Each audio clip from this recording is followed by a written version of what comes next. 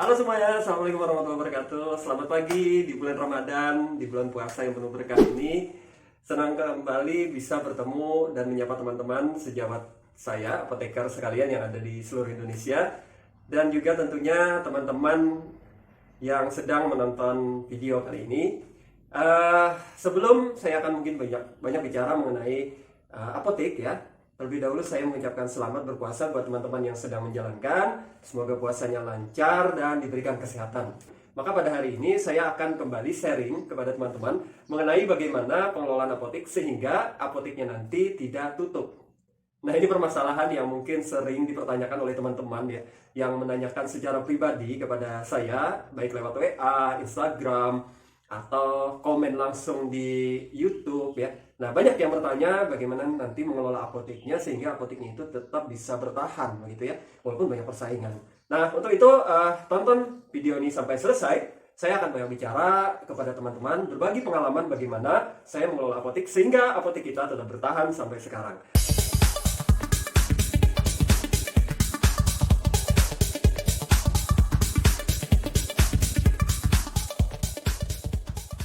Oke, teman-teman semua, judul kita hari ini adalah bagaimana supaya apotek itu tidak tutup ya. Harusnya sih apotek itu tidak tutup. Nah, ini adalah sebuah statement yang bisa saya ungkapkan tentunya melalui sebuah dasar yang jelas ya. Nah, kenapa apotek itu harusnya tidak tutup? Karena tentunya kita tahu semua, teman-teman semua pasti sudah paham bahwa apotek itu komoditasnya adalah obat ya. Walaupun ada yang lain nanti, bisa jadi alat kesehatan, bisa jadi perlengkapan-perlengkapan lainnya yang berhubungan dengan kesehatan. Nah, namun fokusnya adalah obat. Nah, kita ketahui bahwa obat itu sendiri merupakan komoditas atau bahan yang menjadi kebutuhan pokok di masyarakat. Selain kita ketahui ada kebutuhan primer, itu ada sandang, pangan, dan papan ya, di mana ada kebutuhan untuk pakaian, kemudian kebutuhan makanan, dan kebutuhan untuk perumahan atau tempat tinggal. Nah, berbicara masalah obat tadi adalah kebutuhan pokok, itu termasuk ke dalam, saya pikir juga termasuk kebutuhan sehari-hari, kebutuhan primer yang harus didapatkan atau diterima oleh masyarakat ya. Nah, jadi selain kita bicara masalah makanan, misalnya beras, ya nasi gitu ya, kemudian sayur, lauk pauk, dan sebagainya untuk kebutuhan gizi, kebutuhan makanan sehari-hari, di sisi lain seseorang juga membutuhkan keperluan untuk meningkatkan kesehatan, apakah itu suplemen, vitamin, kemudian multivitamin ya, dan sebagainya, kemudian untuk keperluan kuratif. Nah, untuk keperluan pengobatan, yaitu perlu obat-obatan ya. Nah, jadi apotek ini bisa kita katakan adalah tempat yang menyediakan kebutuhan primer, yaitu adalah obat. Sehingga di mana itu ada kebutuhan primer, maka di sana permintaan masyarakat juga tentu akan tinggi. Nah, sehingga ini adalah statement kuat yang saya bangun bahwa apotek itu seharusnya tidak akan pernah tutup. Nah, namun di lapangan kita banyak sekali menemukan ya teman-teman ya, apotek itu tutup gitu ya. Nah, tentu ada permasalahan-permasalahan yang ada di belakangnya yang berkontribusi kenapa kemudian nanti apotek menjadi kolaps ya, kemudian pada akhirnya tutup. Nah, ini nanti akan saya coba uraikan ya sedikit kepada teman-teman mengenai hal-hal yang perlu diperhatikan nantinya sehingga nanti kita tidak akan menghadapi situasi itu. Nah, kemudian yang kedua, kita harus sadar bahwa apotek itu adalah unit usaha, unit bisnis yang dia selalu bertumbuh, growth ya istilahnya dalam dunia usaha ya. Jadi bisnis growth ya, bisnis yang selalu bertumbuh. Nah, berbicara bisnis yang selalu bertumbuh, maka kita tidak bisa membuat apotek ini instan ya teman-teman. Nah, kayak mie instan gitu ya, atau kayak teman-teman beli makanan junk food ya atau fast food ya, makan cepat saji gitu ya, instan. Jadi di mana di sana dibuat, di sana juga langsung bisa dikonsumsi. Nah, tidak seperti itu. Apotek itu tidak semudah itu. Nah, jadi kita harus membangunnya dari nol ya, dari nol, membangun dari awal sampai nanti dia mencapai titik di mana kita sebut dengan titik growth dan kemudian mencapai titik puncaknya atau titik dari maturity ya, titik puncak gitu ya. Nah, jadi apotek juga mengalami fase itu nanti di mana nanti apotek itu pada akhirnya akan mencapai pada fase yang maksimal ya pertumbuhannya. Nah, maka dari itu kita perlu menyadari bahwa karena apotek ini adalah bisnis bertumbuh, maka kita perlu tahapan-tahapan yang harus kita lakukan. Tidak bisa ekspres ya. Nah, misalnya ya katakanlah teman-teman beli franchise yang sudah ada namanya ya, tapi tidak juga mudah ya membangun, menjalankan sehingga dia akan bertumbuh sesuai dengan yang seharusnya atau lebih cepat gitu ya. Nah, maka dari itu kita bicara apotek secara umum konvensional, maka apotek itu akan bertumbuh terus-menerus sesuai dengan perkembangannya dan bagaimana kita mengelolanya. Nah, maka dari itu ketika mengelola apotek jangan dibayangkan 1 bulan 2 bulan itu teman-teman omsetnya langsung tinggi gitu ya. atau pendapatannya langsung tinggi. Nah, tidak seperti itu, tapi kita perlu bertahap ya. Ada yang dinamakan nanti brand image atau image, membangun image ya, atau branding ke masyarakat.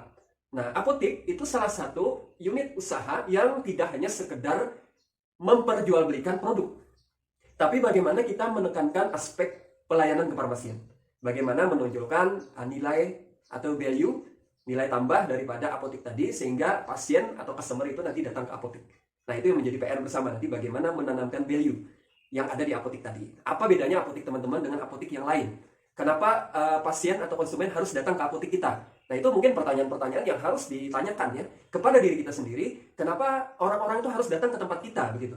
Nah, tentu ada value yang harus dibangun di sana. Ada nilai yang harus dibangun. Misalnya nilainya apa? Bagaimana kita melayani pelayanan dengan maksimal, pelayanan prima. Ya, pelayanan prima itu artinya ketika komunikasi, informasi, edukasi ya, KIE kepada pasien, pada konsumen itu diberikan secara maksimal. Nah, secara maksimal tentu teman-teman apoteker paham lah ya. Ada 3 prime question ya, ada metode-metode yang diterapkan seperti itu. Bagaimana membangun empati kepada masyarakat, ya, bagaimana cara kita berkomunikasi. Nah, kadang-kala itu juga menjadi hal yang penting dalam membangun image dari apotik tadi dari sisi pelayanan. Nah, jadi kita tidak melulu harus bicara bahwa apotik ini lengkap secara secara komposisi, kemudian secara kelengkapan obat dan jenisnya, ya, variannya. Kita tidak hanya melulu bicara masalah itu. Kadang-kala konsumen datang itu adalah terkait aspek pelayanan. Nah, bagaimana kita mendeliver pelayanan yang terbaik kepada konsumen kita. Nah, kita paham bahwa di dalam dunia marketing ya, di dalam dunia usaha itu ada yang namanya customer satisfaction. Nah, customer satisfaction itu adalah kepuasan konsumen. Nah, ini menjadi tema yang digaung-gaungkan pada berbagai unit bisnis, ya, tidak hanya di apotek. Di mana customer satisfaction, kepuasan konsumen itu didukung namanya dengan consumer atau customer relationship nanti. Hubungannya ada bagaimana nanti kita bisa menjalin hubungan yang baik dengan konsumen, muncul adanya rasa saling mendukung ya, trust, kepercayaan, pada akhirnya nanti konsumen puas dengan apa yang kita berikan. Nah, maka pada akhirnya nanti ujungnya adalah repeat order, repeat buyer. Mereka datang kembali kepada kita karena mereka terpuaskan dengan apa yang kita berikan. Selain mungkin faktor-faktor harga nanti ya, faktor kelengkapan, kemudian kemudahan accessibility-nya, kemudahan parkirnya, ada layanan antar jemput barang. Nah, di sisi lain tentu adalah aspek pelayanan tadi. Nah, maka dari itu teman-teman, poinnya di sini yang kedua adalah kita harus menyadari ini bisnis bertumbuh dan harus dirancang bahwa bagaimana brand image dari apotek itu dibangun sejak awal.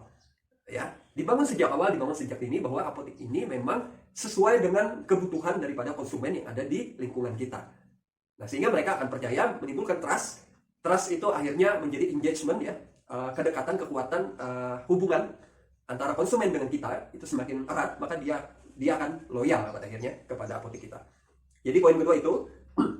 Kemudian poin ketiga tadi saya sudah bahas ya, bagaimana kita nanti membangun trust tadi, bagaimana membangun hubungan dengan konsumen atau konsumen atau customer relationship tadi ya.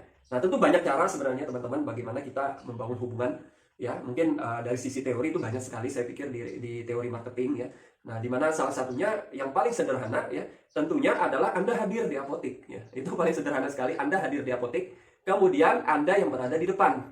Ketika konsumen datang, Anda tahu bahwa konsumen ini paling tidak namanya siapa, dia orang mana, tinggalnya di mana ya. Basa-basi kecil yang kadang itu menimbulkan sebuah trust, sebuah kedekatan tersendiri antara kita dengan konsumen tadi.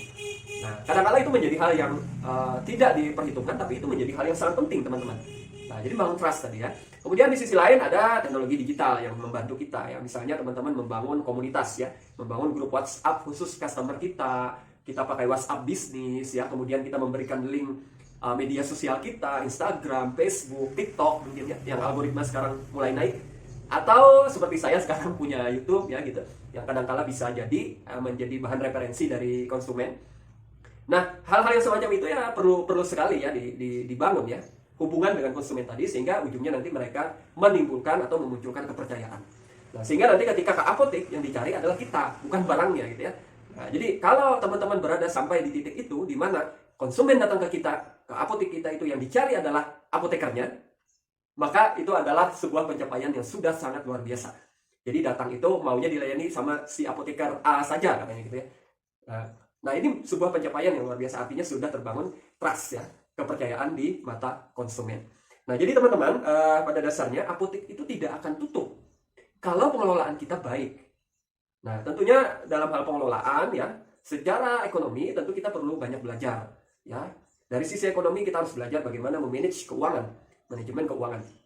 Bagaimana melakukan penerapan manajemen low budget, memaksimalkan hasil ya, low budget ya, low budgeting management. Nah, jadi bagaimana itu ya? Saya pernah menyinggung juga mungkin di video-video sebelumnya bahwa kita perlu menekan biaya operasional serendah-rendahnya. Contoh kecil ya, teman-teman tidak perlu terlalu ngoyo misalnya membeli mebeler ya, misalnya untuk etalase. Awal-awal ya, kalau mendirikan apoteknya dengan modal minim, janganlah terlalu tinggi hayalannya, misalnya membuat mebeler ya, rak-rak yang dipesan ya, yang kalau di sini mahal ya, 1 meternya bisa 1,5 sampai 2 juta begitu. Kalau dibangun ya bagus, secara estetika memang bagus ya. Tapi pendanaan kita menginvest ya biaya untuk keperluan etalase saja sudah sangat besar, bisa jadi 20 sampai 30 juta hanya etalase nanti. Nah, bayangkan berapa biaya operasional yang sudah kita keluarkan. Belum nanti kita bayar gaji karyawan, belum sewa toko kalau tokonya sewa ya. Kemudian dari aspek sewa ya, carilah tempat sewa yang rasional bagi kita ya, dimana 1 tahun pertama itu berdarah-darah teman-teman. Nah, berdarah-darah ya, jadi mencarikan omset untuk membayar sewa dan bayar gaji karyawan. Nah, jadi jangan juga mencari toko yang mungkin terlalu besar dengan biaya yang secara kalkulasi perhitungan manual saja itu mencarikannya sehari aja besar gitu ya. Nah, coba berpikir secara logik dan rasional. Nggak apa-apa cari toko yang agak ke samping sedikit dengan biayanya mungkin yang lebih murah ya, tapi aksesibilitasnya masih bagus gitu ya. Artinya kemudahan konsumen mendatangi toko itu akan masih lebih bagus gitu ya. Nah, itu tidak jadi masalah ya dibandingkan kita terlalu idealis, toko yang harus besar, harus di tengah kota misalnya begitu, dengan biaya yang mahal. Nah, itu juga perlu dipertimbangkan. Maka manajemen keuangan itu menjadi penting ya. Di samping nanti teman-teman harus belajar bagaimana mengatur pembiayaan, bagaimana menyiapkan dana untuk bayar kredit ya, bagaimana perhitungan perencanaan ya, bagaimana nanti perhitungan pajak ya, bagaimana nanti menghitung indikator-indikator keuangan, ada break even point, ada payback period ya, ada return on investment, return on equity, turnover ratio ya. Banyak sekali, pusing sekali dong ya. Makanya belajar nanti pelan-pelan ya, internet ada sekarang, belajar sendiri bisa. Kalau tidak paham, panggil konsultan ya, atau teman-teman yang memahami di aspek keuangan. Karena salah satu inti yang harus kita pahami itu adalah aspek keuangan ya teman-teman, berkenaan bagaimana memanage keuangan dengan konsep low budget high profit gitu ya. Jadi low budget high profit. Nah, jadi bagaimana itu? Itu PR teman-teman lah, saya tidak perlu jelaskan di sini. Kemudian di sisi lain, manajemen yang lain, manajemen SDM. Teman-teman harus bisa mengelola SDM, mendirect mereka, mentraining, mendrill mereka bagaimana sesuai dengan apa yang kita inginkan. Nah, tentu itu perlu teman-teman melakukan pendekatan intrapersonal, pendekatan secara langsung ya. Ada pelatihan-pelatihan yang dibangun pada level apotek secara internal ya. Nah, saya suka melakukan itu. Saya dampingi teman-teman SDM yang ada, yang bekerja di tempat kita ajari, kemudian kita praktekkan, lead by example, ya, contohkan, kemudian dilepas. Kemudian kita evaluasi bagaimana mereka bekerja. Nah, itu juga menjadi hal yang penting ya. Kemudian selain itu manajemen organisasi ya. Kemudian manajemen logistik. Nah, ini juga penting. Bagaimana kita bisa memiliki sense ya, memiliki feel ya, bahwa pada saat ini kita membutuhkan obat ini atau komoditas ini lebih banyak ya pada bulan ini. Nah, misalnya Ramadan nih. Ini mohon maaf ya, pada bulan Ramadan itu biasanya orang banyak mencari obat mah. Ya, walaupun kadang tidak ada relevansi juga antara mah dengan puasa gitu ya. Karena puasa itu sebenarnya adalah sehat ya. Nah, tapi tidak sedikit orang mencari obat mah pada saat bulan puasa. Nah, ini perlu riset juga mungkin kenapa gitu ya. Nah, maka dari itu kita harus punya pemahaman bahwa bulan puasa aku harus adakan obat mah dalam jumlah dan varian yang lebih banyak dibandingkan biasanya. Nah, ini feel ini harus dibangun ya. Tacit knowledge ya, bagaimana nanti kita membangun kepekaan kita terhadap logistik. Nah, ini akan bisa didapatkan kalau nanti teman-teman punya pengalaman ya, berjalan apotek 6 bulan, berjalan 1 tahun. Insya Allah nanti teman-teman akan paham bagaimana melakukan manajemen logistik. Selain itu juga bagaimana mencari tempat-tempat distributor ya yang menyediakan obat dengan kebutuhan yang lengkap. Di sisi lain juga menghadirkan diskon yang sesuai. Ya, nah ini juga penting ya, membandingkan antar PBF nanti ya. Ini PBF ini harga obat A sekian, PBF ini harga obat B sekian, ini harga obat C sekian. Kemudian lead time dia pengantarannya 1 hari, ini 2 hari, ini 3 hari, ini lama. Nah, itu juga dipertimbangkan sesuai dengan kebutuhan kita. Apalagi buat teman-teman nanti yang tinggalnya jauh dari kota ya. Misalnya dari ibu kota provinsi itu 5 jam, 6 jam, atau bahkan 10 jam, di mana distributor itu tidak ada di kota teman-teman. Itu betul-betul dihitung lead time-nya, waktu tunggu datang barangnya itu berapa lama nanti. Nah, ini jangan sampai nanti terjadi kekosongan stok ya. Ini juga berpengaruh terhadap nanti bagaimana respon konsumen kepada apotek kita. Nah, gitu ya teman-teman ya. Kalau bicara pengelolaan itu banyak sekali sebenarnya. Mungkin satu video ini cukup panjang nanti ya, gitu ya. Saya tidak bahas secara detail mungkin sampai di sana. Saya hanya menekankan bahwa sebenarnya apotek itu harusnya tidak akan tutup ya teman-teman. Harusnya tidak akan tutup. Kalau satu, saya ulang ya. Satu, kita paham bahwa apotek ini merupakan komoditas primer, kebutuhan primer. Dua, kalau kita bisa meyakini bahwa apotek ini adalah tumbuhnya berproses. Ya, ada tahapan-tahapan yang harus kita lalui. Seseorang ya sekolah sampai di perguruan tinggi dia harus melalui TK, SD, SMA, SMP, SMA, baru perguruan tinggi baru lulus graduation ya, lulus sebagai seorang sarjana misalnya. Nah, begitu juga di apotek ini tidak bisa kita langsung sarjana tanpa melalui proses yang ada. Nah, maka dari itu harus paham itu. Yang ketiga adalah trust. Bagaimana membangun kepercayaan konsumen. Nah, tentunya ada kiat-kiat ya yang harus dilakukan yang tadi sudah saya sebutkan pada video ini. Kemudian manajemen ya. Ini menjadi hal yang penting. Kuncinya adalah di manajemen. Bagaimana nanti teman-teman bisa mengelola apotek ini sebaik-baiknya dari sisi keuangan, dari sisi organisasi, dari sisi leadership, manajemen sumber daya manusia, dan yang terakhir adalah manajemen logistik. Berat ya? Enggak juga ya. Kalau dijalani nanti tidak berat. Yang penting mengacu pada poin-poin yang tadi sudah saya sebutkan. Ya, kembali lagi sabar ya teman-teman menjalannya. Jangan berpikir 1-2 bulan langsung omset tinggi gitu ya. Kita harus membangun kepercayaan ya kepada masyarakat, dan kepercayaan itu sangat penting, harus dijaga dengan baik ya. Nah, jadi selamat berjuang. Saya pikir saya juga menghadapi situasi yang sama, masih berjuang, dan kita berjuang sama-sama begitu. Semoga apoteknya berhasil, sukses, dan berkembang sustainable ya, sesuai dengan apa yang diinginkan. Ya, mungkin itu yang bisa saya sharingkan pada kesempatan kali ini. Kita ketemu lagi di video berikutnya ya. Bagi teman-teman yang belum subscribe, silahkan subscribe dan nyalakan lonceng untuk mendapatkan notifikasi untuk video-video baru berikutnya. Ya, terima kasih yang sudah menonton. Semoga harinya menyenangkan. Assalamualaikum warahmatullahi wabarakatuh. Selamat pagi.